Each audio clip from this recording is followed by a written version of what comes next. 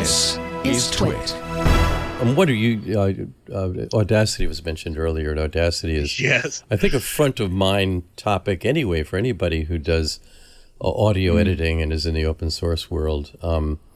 I've used it for a zillion years, and it's kind of gone through a bunch of trouble in the last recently, and I'm sure you're on top of that.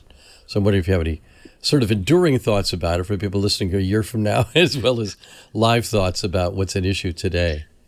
Well, absolutely. And I don't know if you wanted to, I like the article that's up there. The Audacity. Everyone's making Audacity jokes, by the way. This is the current, the meme of the week is, the Audacity of, the long and short is, Audacity was bought out essentially by the Muse Group, a commercial group that also maintains a bunch of other audio management, music production software. And in just the short time here, in the last 2 weeks or so, that they've been in possession of the intellectual property, they've already implemented some changes that have some people scared.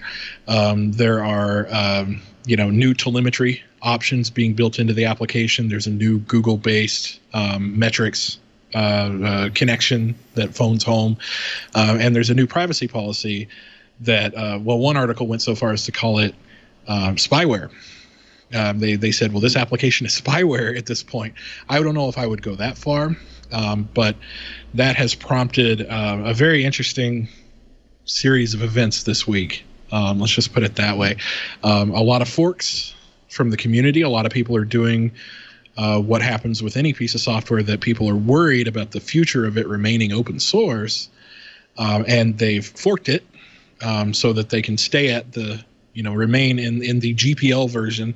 The Muse Group, by the way, has pledged to keep it free and open source for the foreseeable future. But I think a lot of people have said that these other sort of secondary issues related to their policies, related to telemetry, that those are enough to justify a fork by itself.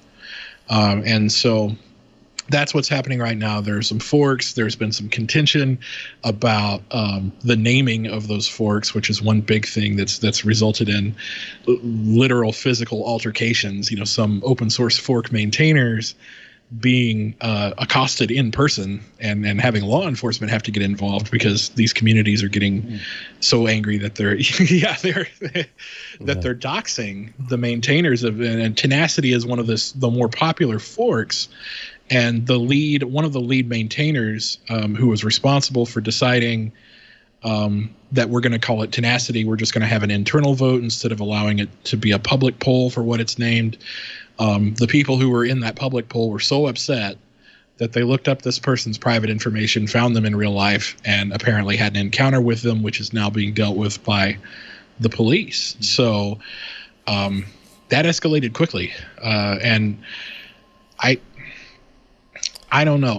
My outlook on this is there will be a select few people who are very upset about this, but the average user, I would expect, as long as Audacity remains free as in beer, maybe not even as much free as in Libre, I think your average user will still see it as a useful tool and would continue to use it. It's more people who are upset about it from an ideological standpoint. A couple of things. One is, it's amazing to me that a company purchasing an open source project would do anything other than think extremely carefully about what they're going to do. Absolutely, yeah. That might upset any Apple cart, considering these Apple carts probably have only one or two wheels and can get out of balance very quickly. So that's one thought, and that's just like there was one obvious response is, that was really dumb, whatever they did, and just given what the response was. But another question I have, and it's just a kind of an interstitial question, but what do you mean by telemetry? I mean, I can kind of guess at that, but there's a particular, probably an explicit meaning to that. There is, and in this case, it was usage information regarding how people are actually using the application. This is rather common telemetry, actually, that you see applications submitting back to central servers so that the people who run the software can actually see what's being done with their software, so they know where to focus their time and energy. And they don't want to just, funnel time into something that actually in the real world has 2 users versus something with 20,000 users. And this just helps quantify which features get used. That was the stated intent behind the telemetry, was that, whether there's malicious intent, or anything, involving selling this to third parties. I think the door was left open for speculation in the way that the Muse group executed that, and in the way that their privacy policy is worded, which may look like standard legal boilerplate, but to the open source community looks like a flagrant violation of the GPL, which is, a fairly, I wouldn't say aggressive, but a fairly strong, copyleft license. And they see that, that adding these terms, especially one of their privacy policy had one term in it that was interesting that said you can't use this software if you're under 13. The GPL doesn't allow you to put those kinds of conditions on software. The GPL doesn't allow you, frankly, to put any conditions on who can use the software, let alone age restrictions. So, I mean, there's legitimate objection, in that I think the Muse group is kind of running up against, for the first time, the world of open source, and they're discovering the friction that's present there. And there may be some growing pains, but I don't necessarily attribute that to malice on the Muse group's part, because what they've also said is they're focusing on things like much needed UI UX improvements. And anyone who's used Audacity for long enough knows it's a little long in the tooth in terms of UI and UX.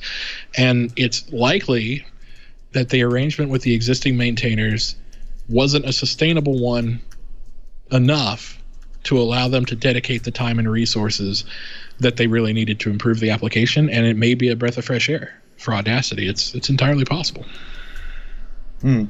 It's certainly possible, but I mean, as like all of us here, I've used Audacity for 15 years or more to do my day-to-day work. It's like the key, one of the key tools in my kind of workflow of editing podcasts and radio stuff and producing stuff for people like audio.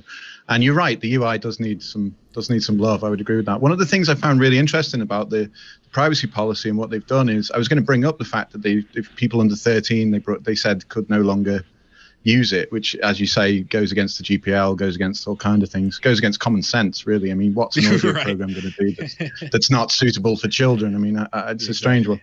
But one of the things I found most interesting when I read up about this is that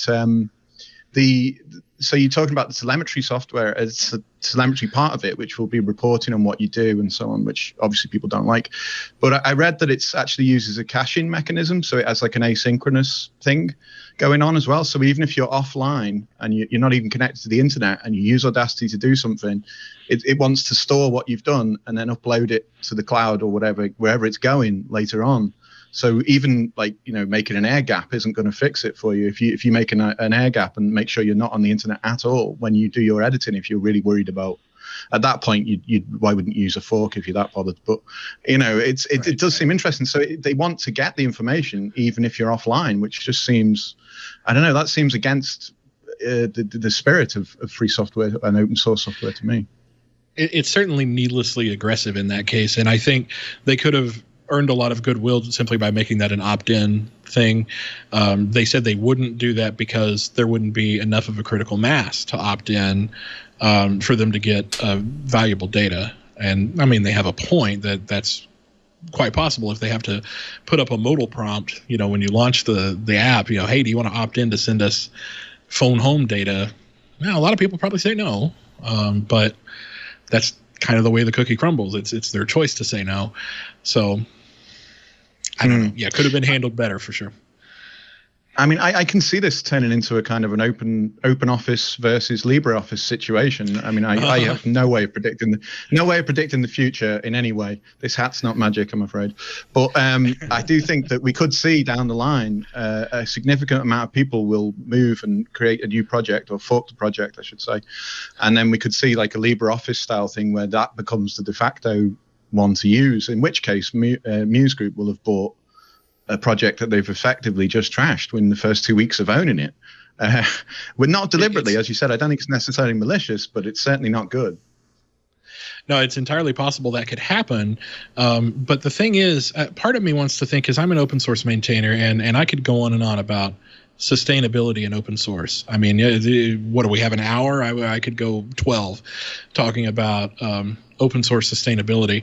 And you have to think, perhaps Audacity wouldn't be in this boat if there was all this excitement about the source code and interest in maintaining the source code and interest in contributing to the application. If all of that happened before the Muse group showed their interest, perhaps the project would have been sustainable on its own. And I think perhaps that's what was missing. And that's why this looked like a viable option to the maintainers, to the existing Audacity people, like it would look like it seems reasonable to me as a maintainer, if I was building something for 10 years and it seemed like the so-called, I hate to use this term, but complainers to maintainers ratio was, 99% complainers, 1% maintainers. If it went on for long enough, a buyout would start to seem like a pretty good option, because it would seem like, well, at least someone's going to take care of the software because the community isn't participating in it the way that I'd like.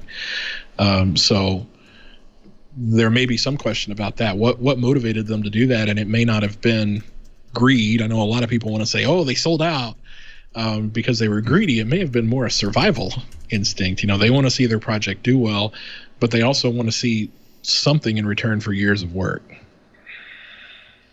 Yeah, it's a very complicated situation, and I think it's going to be really interesting to see what happens with it. But I think your point you made earlier, I suspect you've probably hit the nail on the head there, with lots of people who use it because of its free as in beer status right now. It's just the free thing that you don't pay for, that you can edit audio on.